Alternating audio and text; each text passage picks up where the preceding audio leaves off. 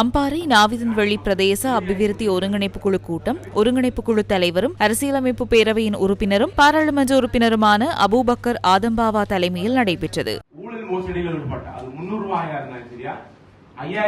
இதன்போது 54 பயனாளிகளுக்கு காணி உறுதி பத்திரங்கள் வழங்கி வைக்கப்பட்டன.